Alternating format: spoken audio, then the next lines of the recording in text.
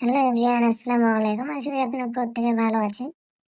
তো দেখেন, পিজ্জা বানানোর জন্য সর্বপ্রথমে এরকম একটা গোল একটা কড়াই নিতে হবে। এরপরে এই কড়াইটার মধ্যে সোয়াবিন তেল আছে, ভালো করে সোয়াবিন তেলটা মেখে নিতে হবে। তাহলে আমি আগে থেকে আটার শেপ বানিয়ে রাখছিলাম গোল করে। তো গোল শেপ আটাটাকে আমরা মেশিনের মধ্যে দিয়ে বানাই আর কি।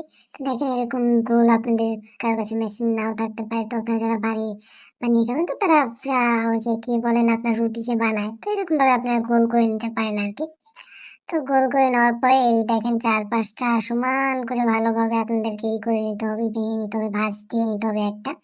যাতে আমি এখানের মধ্যে যেই মসলাগুলা দিব বা যেই উপকরণগুলো দিব এগুলো যাতে পড়ে না যায় বা আপনার ছাড়িয়ে না যায়, ঠিক আছে? এর জন্য আপনার এই কিনাটাকে ভালো মতন ভাঁজ করে নিতে হবে, ঠিক আছে?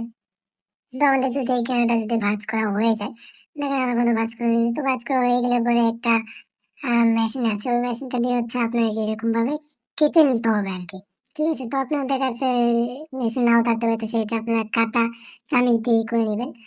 দেন কাটা চামিচ দিয়ে দাগ দাগ করে নেওয়ার পরে এখানের মধ্যে সর্বপ্রথম পিৎজার মধ্যে দিতে হবে দুইটা জিনিস অলমোস্ট থাকতে হবে। একটা হচ্ছে সস, আর একটা হচ্ছে মোজারেলা। তো আমি এখানে প্রথমত দিয়ে দিচ্ছি হলো এই সসটা দিয়ে দিব ভালো করে, যে যেরকম টেস্ট লাগে, যার কাছে যেরকম খাইতে। তো সস দেওয়ার পরে দিয়ে দেবো হচ্ছে এখানের মধ্যে চিকেন, যেটা ওটা হচ্ছে আমার চিকেন পিৎজা।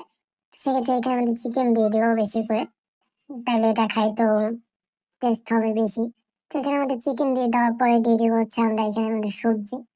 এই সবজিটা ধরেন যে এরকম ভাবে চিকন চিকন করে কাটতে হবে, এটা নাম হচ্ছে পেপসিকাম, ঠিক আছে?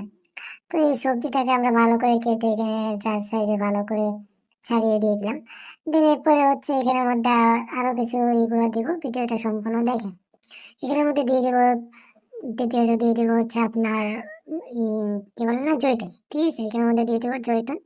জৈতুনের পরে দিয়ে দেবো হচ্ছে মোজারেলা। তো মোজারেলাটা আপনারা আপনার টেস্ট অনুযায়ী দিবেন।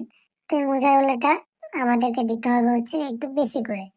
মোজারেলাটা যত বেশি হবে খাইতে এরকমই টেস্ট, কিন্তু আবার অত বেশি না, একটু পরিমাণ মতন রাখতে হবে। দেখেন আমি দিয়ে দিচ্ছি। তো এরকম পরিমাণ মতন রেখে এরপর হচ্ছে আমাদের এখানের মধ্যে হিটার মেশিন আছে, তো হিটার মেশিনের মধ্যে যদি আমরা দিয়ে দিই তাহলে কিন্তু অত বেশি সময় লাগবে না। এই হিটার মেশিনটার মধ্যে দিলে পরে আমাদের সর্বোচ্চ 2 থেকে 3 মিনিট সময় লাগবে। তো 2 থেকে 3 মিনিটের মধ্যে আমাদের পিৎজাটা হয়ে যাবে। এরপরে আমাদেরকে কি করতে হবে না, সুন্দর মতো এটাকে কেটে নিতে হবে। তো দেখেন এখানের মধ্যে আমি ভালো মতন কেটে নিচ্ছি। তো এখানের মধ্যে সর্বোচ্চ 8টা পিস হয় আর কি। তো 8 পিস হওয়ার পরে এখানের মধ্যে দিয়ে দিব সস। তো এই সসটা হচ্ছে একটু সুন্দর করে চাইলে দিতে পারেন, চাইলে গোল করে দিতে পারেন। তো এই সসটা দেওয়ার পরে হচ্ছে এখানের মধ্যে আমাদের পিৎজাটা কিন্তু